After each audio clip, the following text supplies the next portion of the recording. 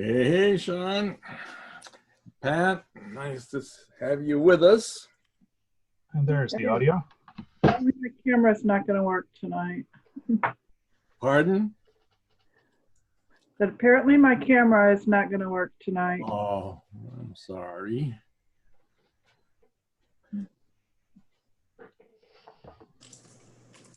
Ironically, I don't have enough bandwidth to support a camera connection, so. Somebody who's involved with all this internet stuff and you don't have enough bandwidth, huh? Yeah, they're in order to try to keep my house kind of connected, I have a connection from both Frontier and our cable company. I can't remember what they call themselves this week. Uh-huh. And we have Asad Muhammad, the pie guy from the Our Frontier is down, so I'm running on a MiFi that I borrowed from the library. Hey! Andrea Kosloff, Clafson, I should say.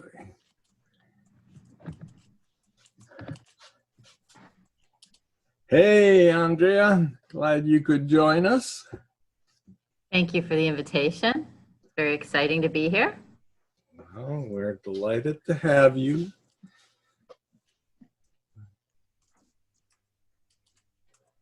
Hey, there's the man.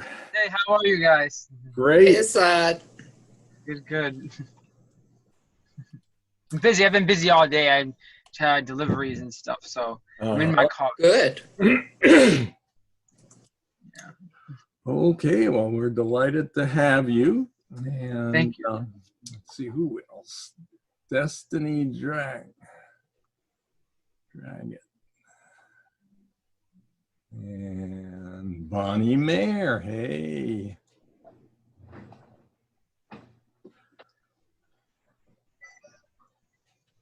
Hey, Bonnie. Destiny. Glad you could join us.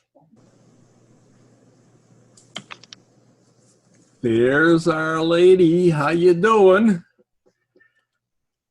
Haven't run back to the Southeast Asia this summer?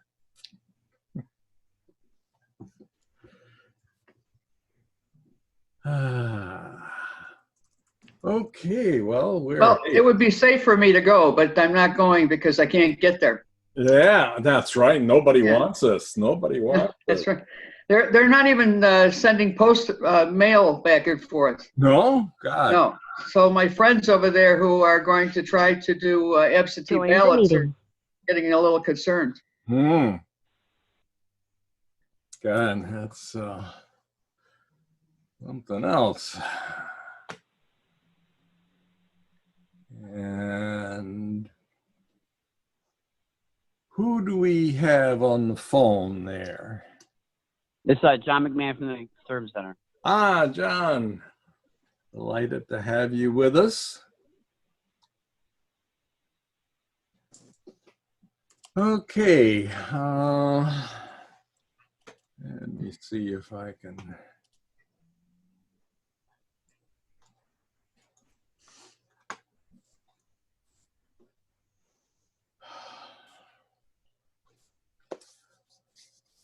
Well, why don't we go around and have people introduce themselves? I'm sure we'll get a few more joining us, but my name's John Boutte. I co-chair the Southwest Common Council, and you'll also hear from me about the meeting we'll have next week for the Schools Committee of the Southwest Common Council that I'm also involved with. Eleanor? Eleanor Coleman. I'm the scribe. I'm also with Catholic Family Center's Youth Build program and Rotary Southwest. Okay. Bonnie? Bonnie Mayer. I live in Cornhill. Great. And whoever else wants to step forward? Yes. Assad Mohammed, and owner of Taste of Supreme Bakery, founded in 2011, right here in Rochester, and Rochester native. So we're really committed to the 19th Ward Southwest community, its success, and being prolific and all those good things. So Great. And I know Andrea.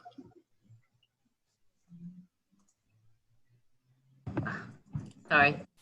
Hi, Andrea Clausen's here. I'm a new member of the Rochester Economic Development Corporation, and my title is Senior Small Business Associate, so I help small businesses grow. My background is in finance and accounting. I was with Xerox for 20 years, and I hope to help the Southwest grow their small businesses. So Great, we can use that. Okay, Destiny, you want to introduce yourself? Hi, I'm Destiny. I'm the new AmeriCorps Vista for the CCH Monroe County 4-H program. So thanks for having me. Delighted to have you. I'm Sean? Pat Connor. Pat? I'm Pat Connor. I work for the Rochester Public Library and branch administration as outreach, kind of jack of all trades at this point. Other duties as assigned. Great. I'm Sean Harrigan, and I've worked with John on a bunch of things in the past, and generally people just refer to me as Technology Wonk. And we really need you today for sure. And John McMahon, you're there. Yep, I'm the assistant administrator at the Neighborhood Service Center for the City of Rochester, and I'm here, and various other duties as assigned. Great. Well, I'm delighted you forwarded the mail that referred to Andrea and that we got her here. Okay, just a little bit of background. Back in 2011, I think it was, the Southwest Common Council started looking at possibly pushing for having free Wi-Fi in the southwest of Rochester. That got started by a lady in the 19th Ward who was hoping to make the area more interesting for young people moving to the neighborhood to have Wi-Fi. And as we looked at it, it seemed like, well, maybe this would be particularly good if we can get it so that poor families who don't have a means for getting on the internet might have some sort of access. And Sean got involved with us around that time. He was involved. I'm not sure if it was the schools committee that got you in or what, but his daughter was going to Wilson Foundation Academy at the time, and he was in our schools committee and in our, we got him into the communications committee we had working. So that's how we got into wanting to see Wi-Fi throughout the Southwest. Of course, now we have COVID-19, which has shed a whole new light on the importance of getting connectivity for people. If you don't have a way of connecting to the internet in a pretty decent way, it rules out a lot of jobs that you might have. And of course, for the students who are having to connect to their teachers in the schools online because of the pandemic right now, that also has raised the stakes. So I think that one of the first thing I had on there was take advantage of local, state, and national movements to fight racism, and I think we all are seeing some of those things happening locally.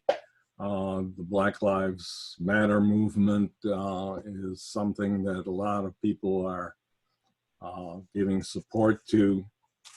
And there's also a lot of discussions about the police accountability board, and there's going to be some rethinking that's necessary as we go forward with some of these issues. I think that right now I'd like to make sure that we go into the question of the online community connection. I'm sure that I had talked to Malik Evans last Tuesday of last week, and he had an outreach Zoom meeting. And in the process of talking with him, I asked him about, hey, whatever happened to Greenlight? We were supposed to get a lot of Greenlight connections within the city. It sounded like things were finally going to move there, and he wasn't sure what happened to Greenlight, that it came to a screeching halt, or at least I haven't heard of any new areas in the city that were being connected. And the following Thursday, I was on a Zoom meeting with the Rochester Coalition for Public Education, which is looking at a lot of the issues relative to public education versus, all the issues that we've got all over the state right now with funding. And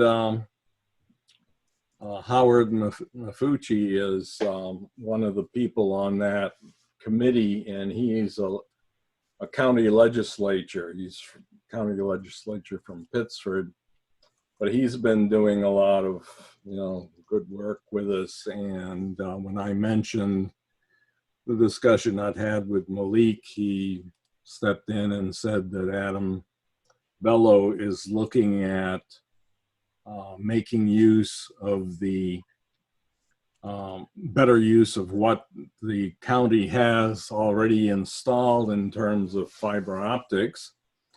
And back when Sean and I and several other people here were talking about Wi-Fi and how to connect the community, the question of the county fiber came up. They had been able to install all sorts of fiber throughout the county when roads were being redone. They were installing it, and most of it has remained dark all this time. I think primarily because the Time Warner and various people who would see the county using its fiber network to connect people to the internet as competition, they pushed to keep them from making use of it for that. So can you enlighten us a little more on that, Sean? Yeah, so I went back through in various emails and discussions I'd had with people since we talked.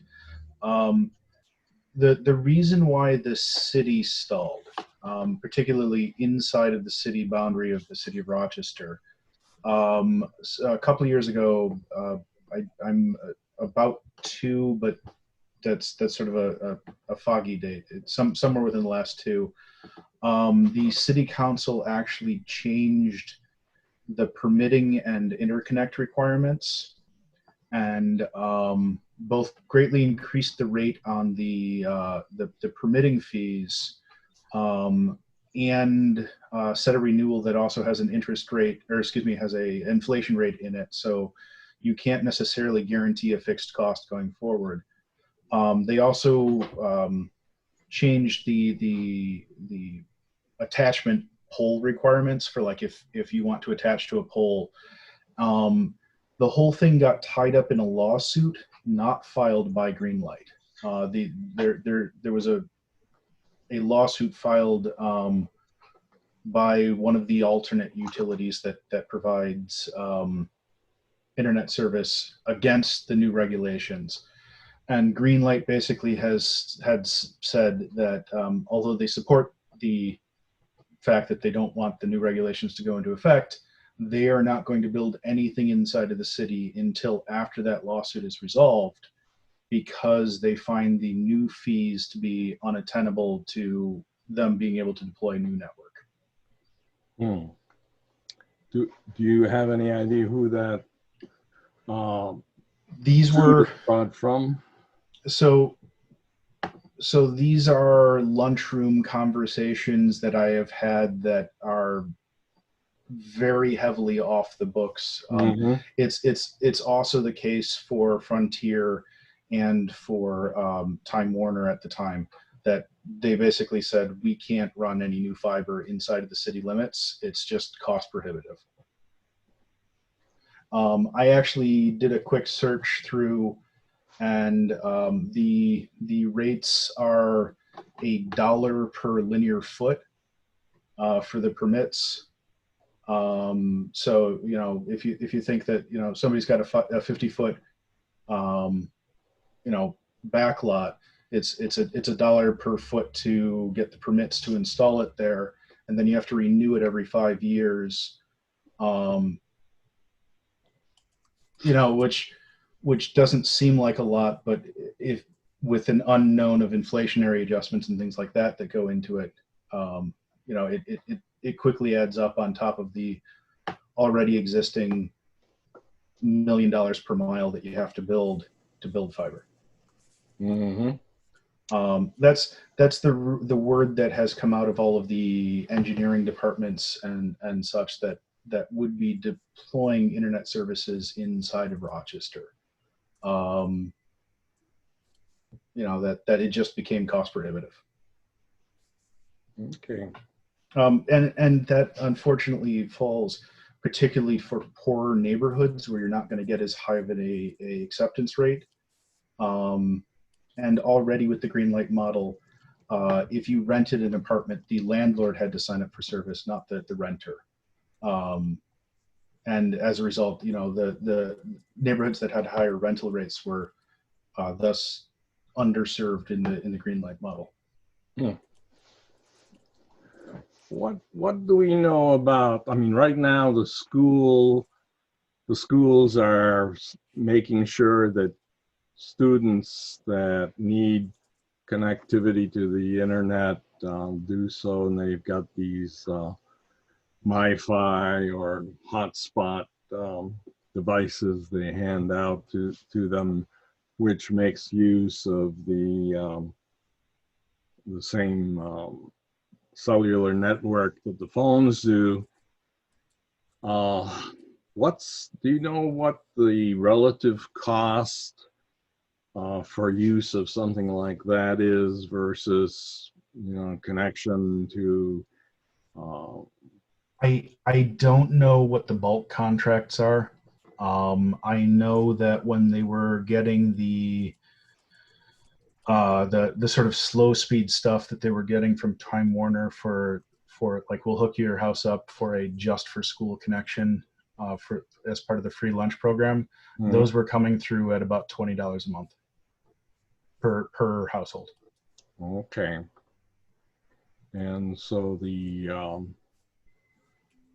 probably these mobile hotspot things are somewhere in that range. Also, they of course have the advantage. Well, see, Patricia, you folks at the libraries are handing those out. In fact, you said you were using one today.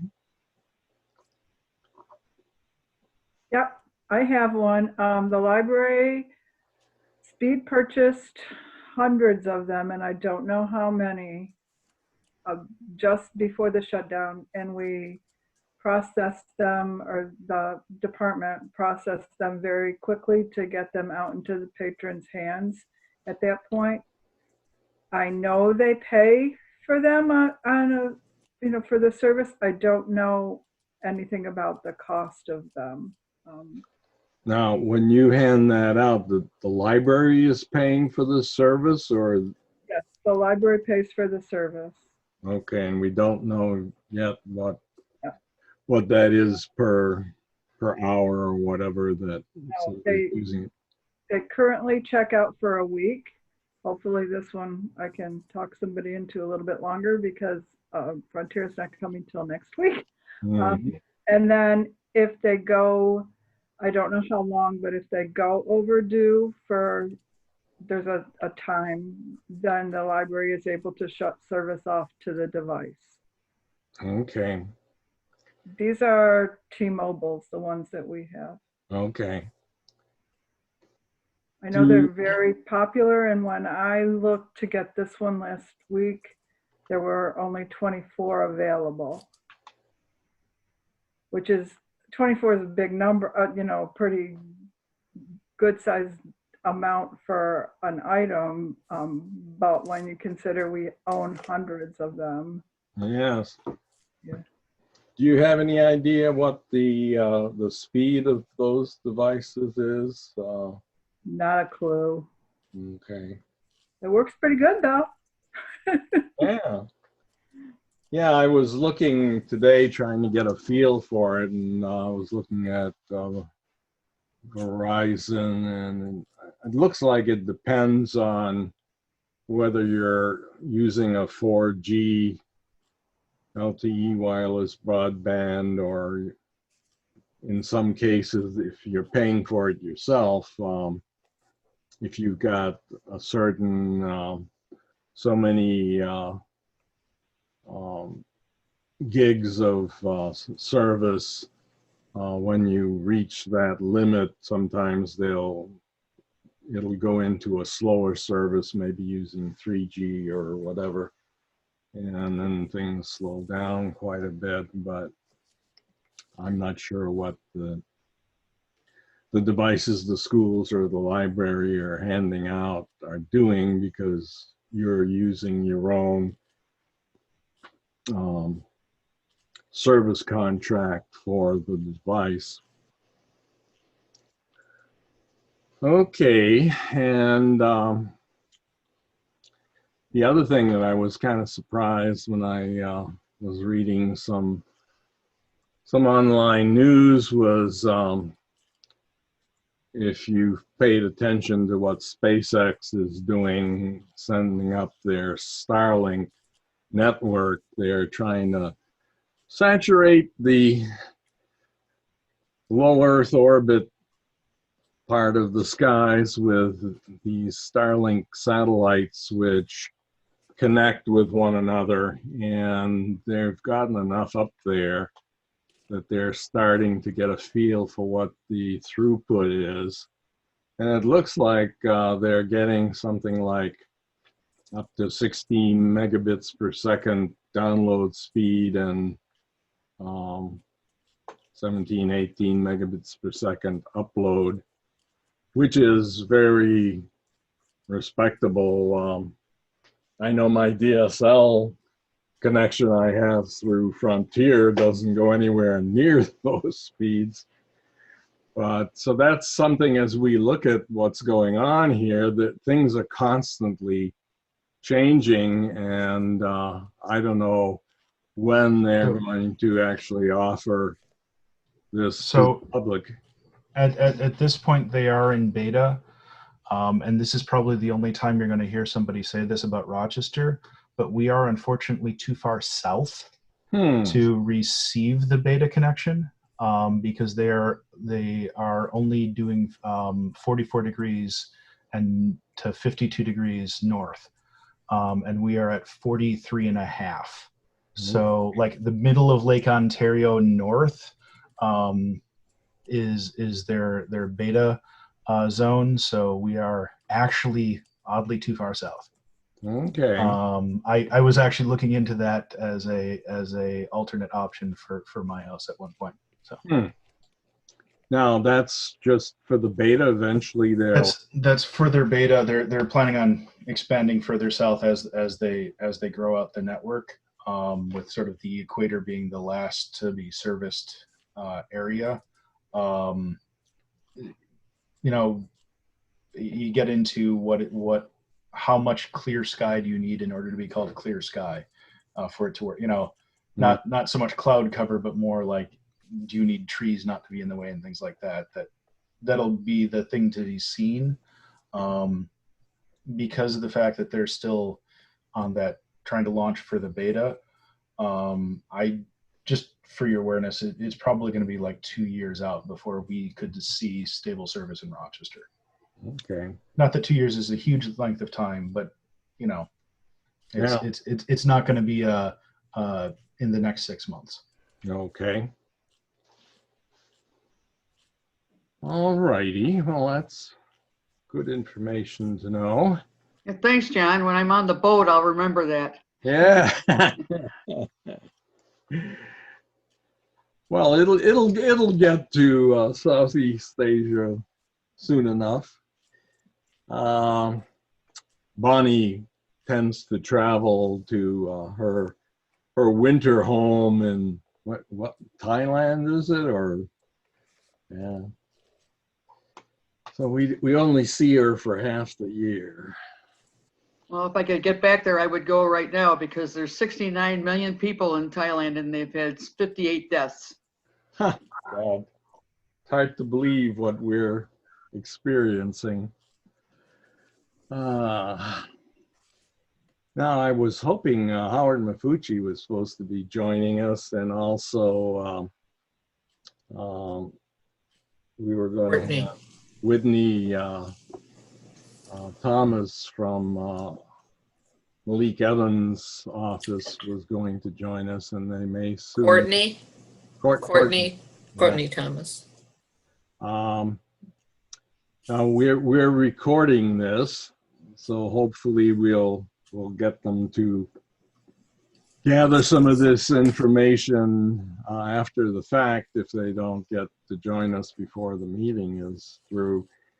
But one of the things that kind of goes back to some of the things we were talking about 5-6 years ago, Sean, was at that time we were talking about Wi-Fi, and we talked about having various techniques for getting a Wi-Fi signal out to the community. I think the ones we were talking with Frontier about looked like they were maybe in the 1 megabit per second download speed and about even upload and download speeds, which is slower than DSL, but at least it gets you connected.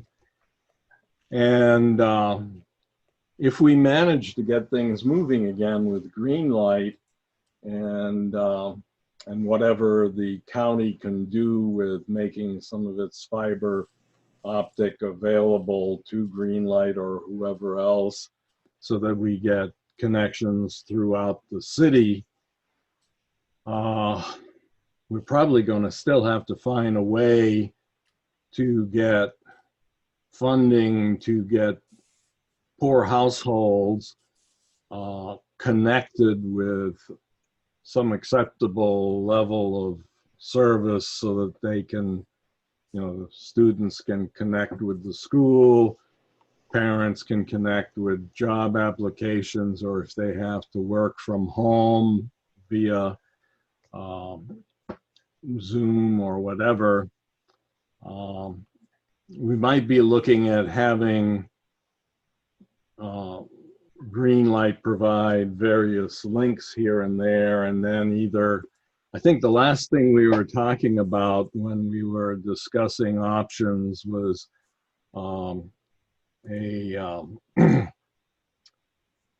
what was it? It was a link network that where you got various spots that are talking to one another. Can you refresh my memory on what we were talking? So what we were discussing at the time was sort of if libraries, the various civic centers, rec centers, and things like that could be used by the community to put in basically Wi-Fi hotspots that would be a large enough radius to connect to the majority of the neighborhoods in the area with at least a basic speed. I know we ran the preliminary evaluation to determine whether just people wandering around with a cell phone that weren't necessarily intending to connect to the network would grab enough connections to make it unviable. With the one test that we ran over at the Gandhi Center there, because they have the bus stop right in front, and that came back with some pretty positive results that even when like a busload of people pulls up, there aren't enough cell phones that'll try to connect immediately to a Wi-Fi spot to take it offline. And then using those as a base to work with local businesses in the area to sort of say, okay, we're not going to use your bandwidth, but we have a good stable bandwidth connection into a place a block from you.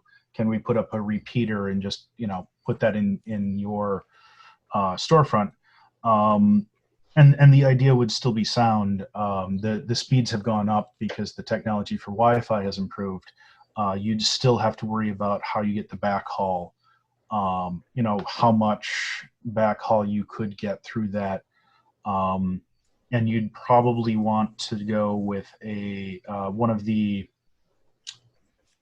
sort of off-the-shelf, they're intended for hotels usually, Wi-Fi products that auto mesh together, but that when you sign into them, they have a little sign-in screen that basically says, I agree not to use this for bad things.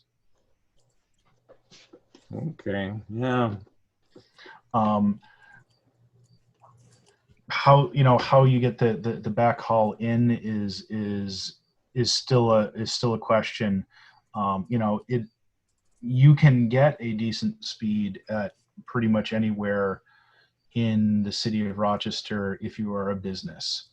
So I mean, through that you have that going. It's the residential side that suffers the lack of connectivity everywhere.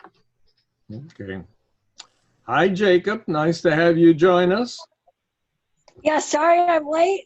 Hey, better late than never, We've got a few more that hopefully will join us. Is it just the two of us? Three of us? No, we're up to, what? 10. 10? Yeah. Okay. Yeah, so I guess the thing that from the standpoint of the city or the NSC and Andrea, who works at getting funding for various community organizations, there's going to have to be some structure to find a way of providing low-cost service to families that couldn't otherwise afford a connection with green light or whatever. And perhaps doing what we were talking about 5-6 years ago is some way of doing this. We just have to figure out what the organization structure is going to be to pull that off, and where does the money come from to feed that need in the community.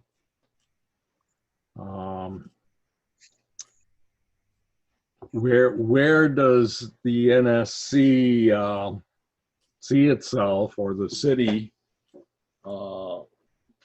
see itself in trying to make sure that we have connectivity throughout the community,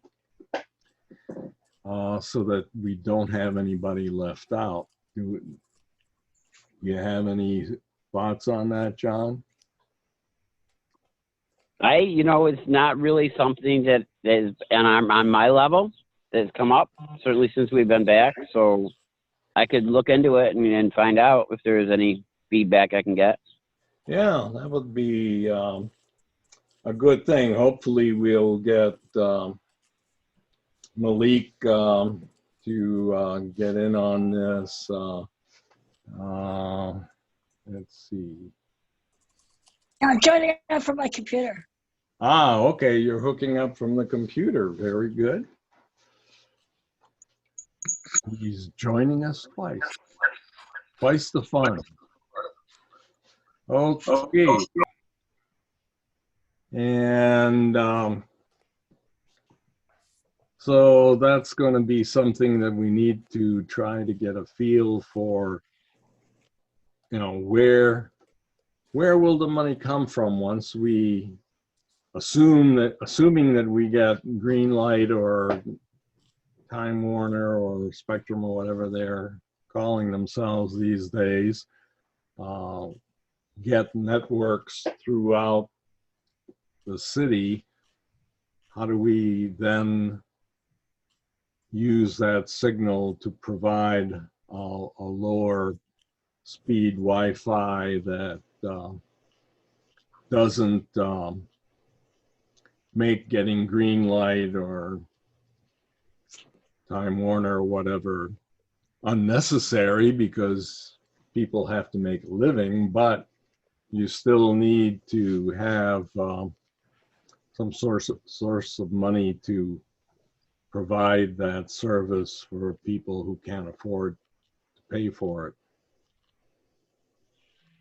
So that's something that we're going to have to connect with the city and get more information on, as well as hopefully hear what is going on with the county. I had spoken to Howard Mafucci last night about his joining us, and it sounded like he was going to be here with us, but something may have come up. Seems like everybody spends most of their life on Zoom these days, especially if they're part of community organizations, and we tend to attend twice as many meetings as we used to when we had to actually hop in the car and go there for a live meeting.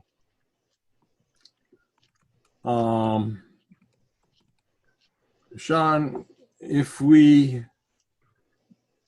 what sort of speeds are we likely to be easily able to get as far as Wi-Fi hotspots if we did something like that?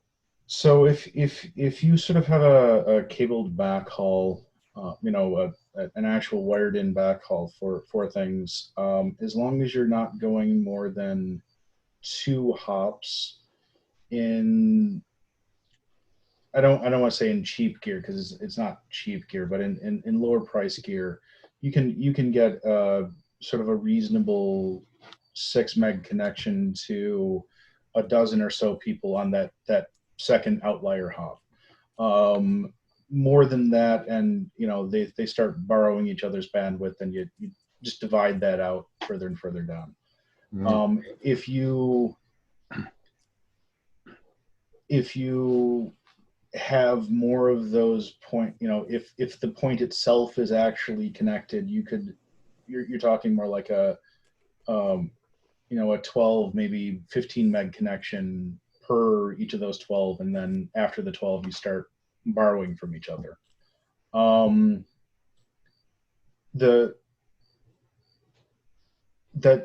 it really depends on how far how many people and like how many hops, because each one of those mesh parts is using some of the bandwidth just to be the mesh.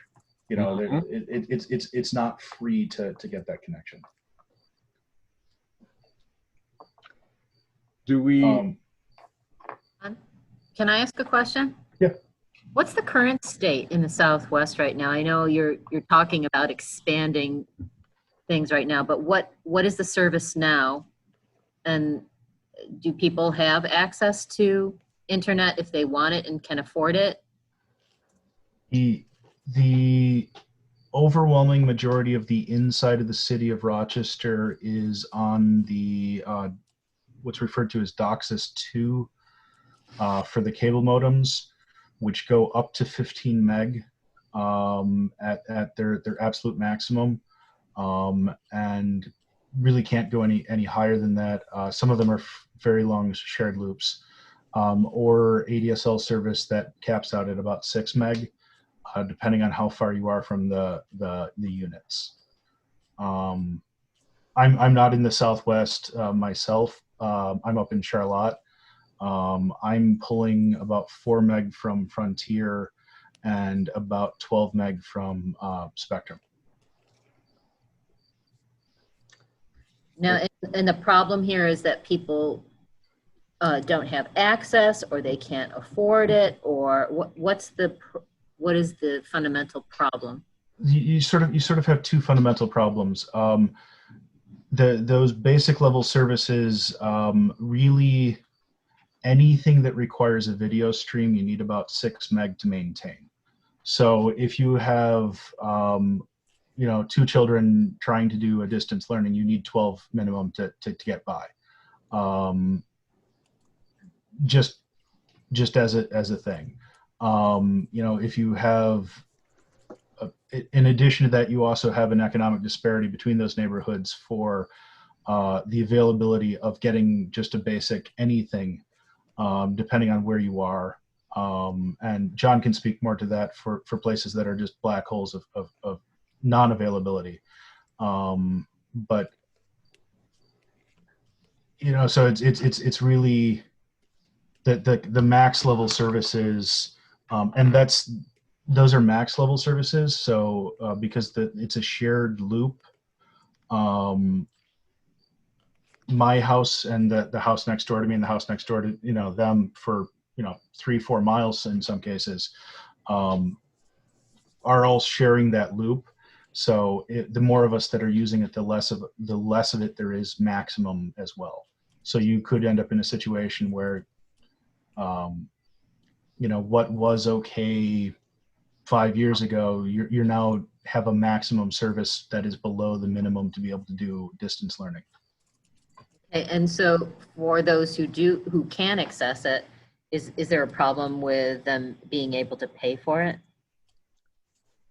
In some cases, that's definitely the situation from what we've heard anyways. Right now, I'm using DSL because, I've got it, and the main question with DSL is how far are you from your connection as to how fast it works, and I get maybe 5 megabits per second download and 0.3 upload, which takes forever to upload anything.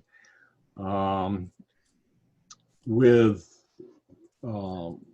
Time Warner or various cable connections, depends on how many people are on that loop, as you're saying, right, Sean?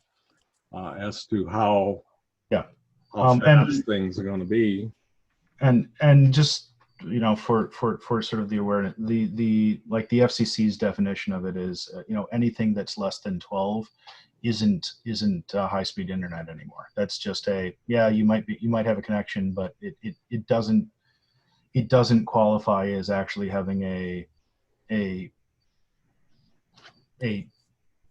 forget how they word it, but a suitable connection.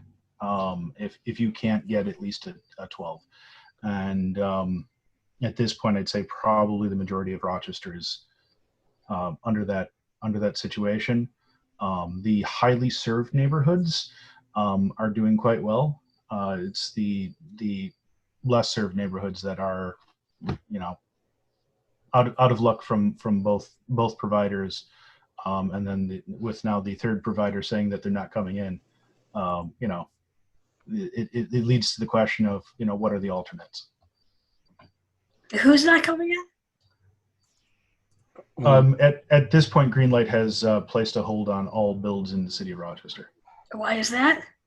It has to do with lawsuits and zoning regulations from about 12 months ago, 12 to 24 months ago, somewhere in there. Yeah, some of us have been hoping that they do come in, but hadn't heard about the suits and the extra costs that the city was placing on them for the fiber they install. And those that also holds back the sort of more classic big box, Spectrum and Frontier. I have vested interest with one of them that I won't disclose, but we'll just leave it at that. But that those same things dissuade them from bringing in fiber closer to the homes, which then allows for those, even if it's not a fiber directly to the door, by bringing it into the as they say, to the curb, where you've got 4 or 5 houses served off a given fiber. Those type of build outs have also stopped inside the city right at the same time. And so suspiciously on the exact same time as Greenlight stopped doing their building. So I'm assuming for the exact same reasons. Okay. So why did the city make this decision then? And would it make sense for us to lobby for it to be reversed? I mean, I wasn't in any of the city council meetings, and I haven't gone back and tried to pull the records of those meetings to find out what the decision-making process was, whether it was strictly financial, whether there was a concern with regards to, maintenance and tracking down people, whether it was simply an offset of the cost of maintaining those records. Like I said, I wasn't in those meetings, so I don't know what the stated and or actual goals were behind the changes. Some of the things seem like they were good intentioned with regards to changing access to pole structures, and some of them look entirely financially driven with regards to the fees per. The fees for laying fiber. Right now, when we get cable, TV cable installations, is it that same cable that's being used for internet connections, or is it a separate? Yes, but it's a coax cable, not a fiber cable, so it doesn't fall under that same permitting. Because it's got a piece of copper down the middle, not a piece of fiber down the middle. Yeah. Okay. So right now, for somebody that's using Time Warner or whatever to get an internet connection, I think the numbers I see kicked around are $40, $50 for a kind of basic connection. Is that the sort of numbers we're looking at?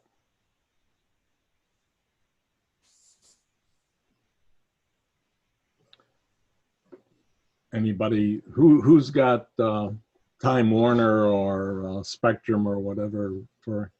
I do. What sort of monthly cost is there to that? Well, we only have internet. We have our fastest speed. I think it's $85 a month. Mm-hmm. Expensive. So you can understand for some families that's a lot of money, especially right now when Yeah, they're out of work. They actually don't offer their basic plan where I live. The only thing they offer is their subsidized low income plan, which is a 15 meg cap for $15 a month. Okay. How one gets that in a service area that actually has regular service, I have no idea. But being as that's the only service they offer here, they gave it to me. Mm-hmm. Okay. So that's those are some of the things that we're dealing with. We need to, as far as the MiFi or the hotspots that are connecting via cell phone, the cell phone system, I guess we should try to find out what the cost for that type of system is versus doing it via fiber, because certainly whatever attempt we make to make sure we have connectivity throughout the city, we need to have a feel for what one system costs us versus another. I haven't been able to just off the, it sounded like if you went out and got yourself a modem, MiFi device that you hook on as one of the lines for that you pay for as part of your phone system. It depends on what sort of plan you have as to how many gigabytes per month or whatever you can use. If you have an unlimited plan, I haven't looked into those things enough to have a good sense. Do you have any way of easily getting that information, Sean? No, because that for anything over 10 unit sort of a thing, which is you'd be talking about that'd be a bulk negotiated contract. So I mean, I don't know what the break points for that are at all. I mean, from I've never been the person purchasing large bulk cell phone type contracts. Okay. So I don't know if you have any way of looking into that, Patricia, since the library is handing some of those out, but I can see what I can find out from the department head on the cost of them. Is that what you're looking for? mm-hmm. Yeah, the cost of the service, and the city should also have an approximation, because they also have one in each of the police vehicles mm-hmm. for the officers to be able to file reports back and forth. So I mean, the city of Rochester would also have those that approximate pricing. Okay, and yeah, and the schools certainly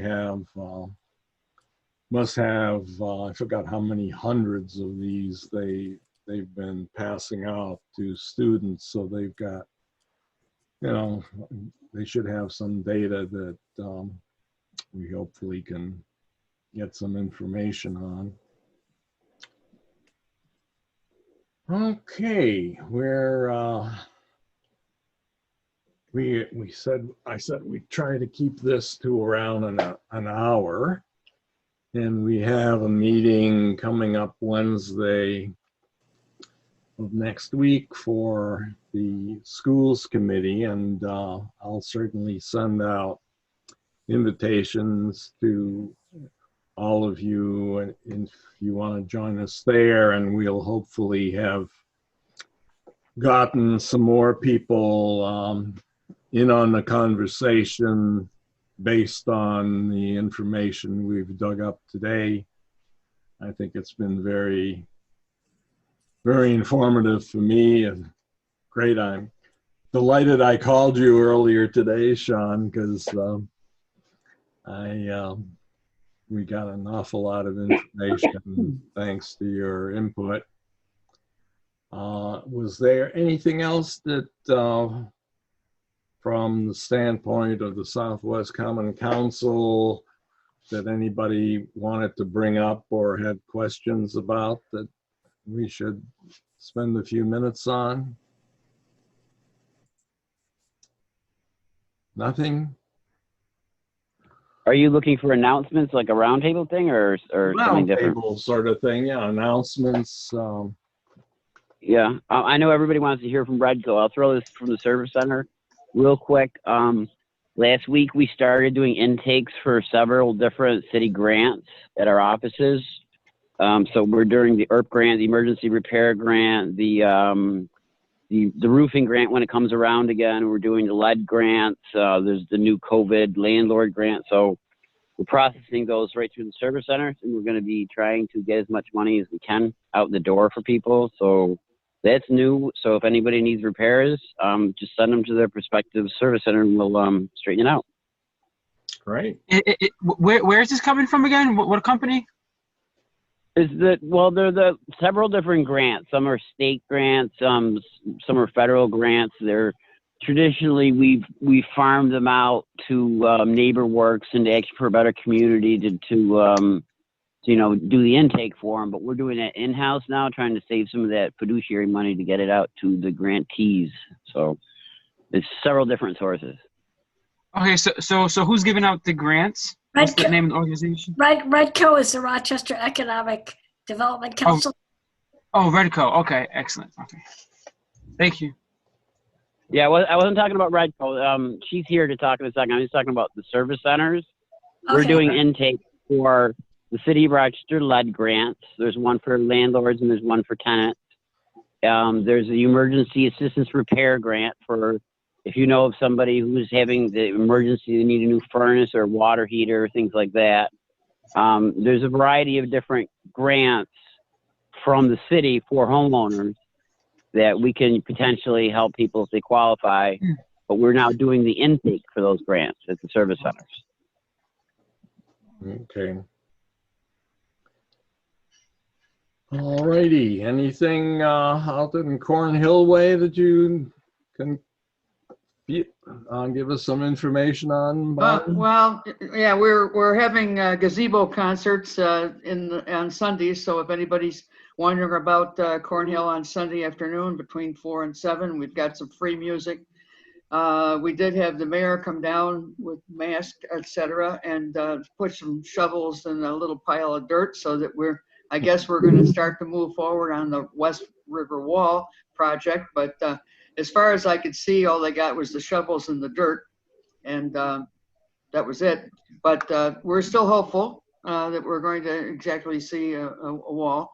Needless to say, we don't have a festival, but we're still trying to keep some things afloat that need to be. So that's about it. Our property values and the home sales are through the roof. I mean, at this point in time, I don't think I can afford to live where I live. So it's, I mean, it's just really amazing the amount of money that they're getting for housing in Cornhill. And there's nothing available. So there you go. That's it. Are you having National Night Out this year, Bonnie? I don't know. I'll have to send a note over to Pete and have him get a hold of you. Let you know. Okay, thanks. Mm-hmm. Okay.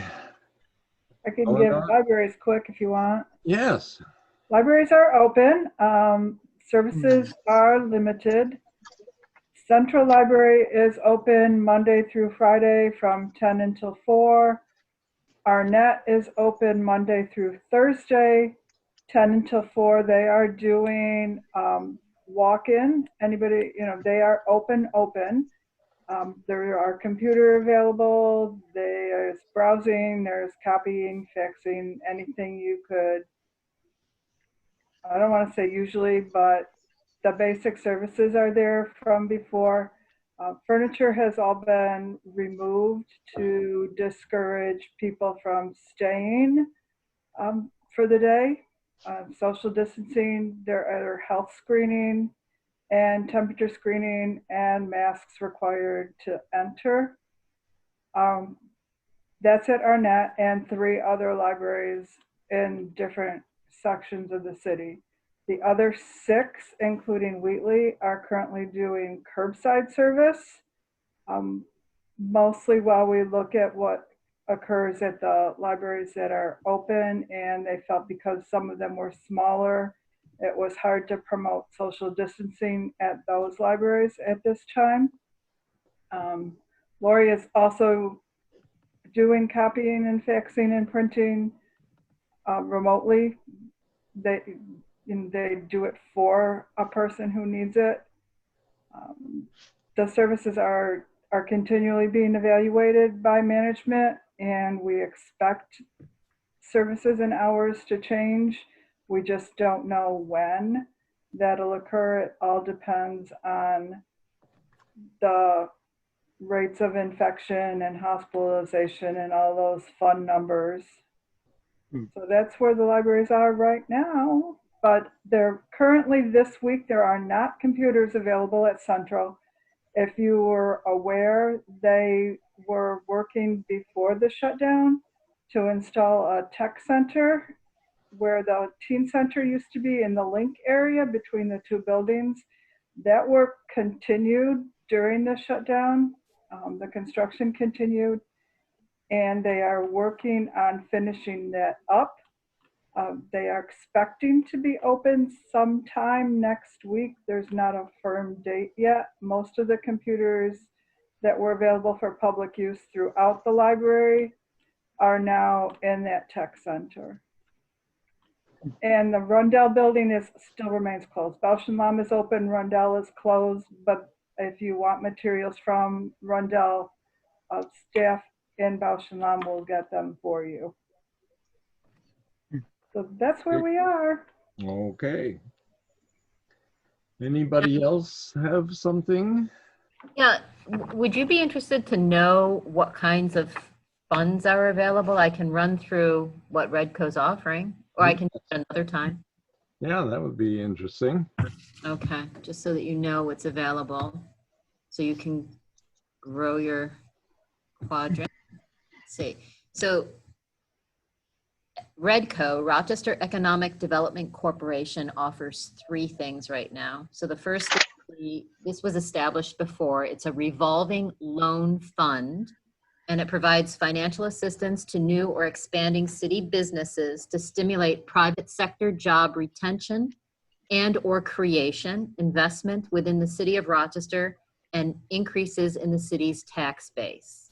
Okay, so eligible projects are like furniture, fixture, equipment purchases, machinery acquisition, working capital, and the acquisition, construction, and or renovation of real estate.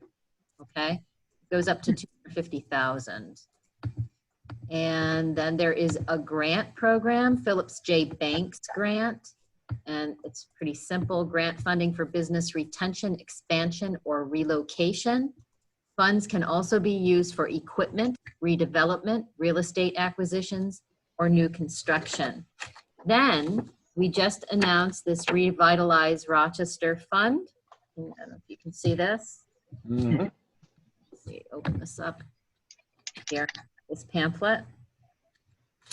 And it's $13 million that's being distributed across the city of Rochester only.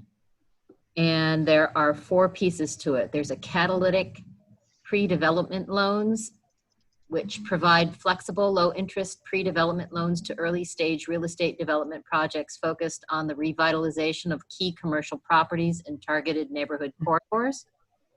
Then there's the building renovation and streetscape grants. So that's particularly of interest. Can you hear me? Yeah. Hit a key, okay. It will provide smaller facade and building renovation grants to support existing and new neighborhood businesses and building owners in the targeted corridors. Then there is entrepreneurship ecosystem enhancement grants. It's 1.5 million to support the development of more robust ecosystem of technical assistance and training providers focused on urban entrepreneurship and small business. And then lastly, the last piece is worker cooperative business development loans. Redco proposes to allocate 1.5 million of the 10 million requested in the URI funding to form a revolving loan fund that will provide low interest loans to support the launch and expansion of worker cooperative businesses. So if any of that piques your interest, please let me know. Okay, Okay? good. Thank you very much. Did you have anything, Destiny, or? The only thing I have is next week, August 24th through September 7th, 4-H will be at the Strong Museum doing some presentations and some tabling and stuff like that. So if you don't have anything going on, feel free to stop by. Okay, thank you. And Andrea, do you have an email for an email? You see my name here, Andrea, right? Andrea.Clausens with a V at redcorock.com. So that's REDCOROC.com. Or you can find me on LinkedIn. Yeah, in the notes, thank you. We'll generally have people's emails so you can get in touch with one another. Awesome. No, we don't. We don't? Not for the, we do for we do that. education. We don't. Education, yeah, okay. I'll put it in the minutes though. redcorock.com. Very good.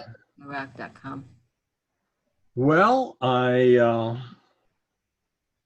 think we've covered a lot of ground today, and I'll send a notice out for the meeting Wednesday, and also try to touch base with a few of the people who were going to be here and missed out. So we'll continue on this and try to make sure that we don't miss this opportunity and time to make things happen in Rochester. Thank you very much, everybody, for joining us, and we'll be in touch. Thank you. Have a good one. Thank you very much.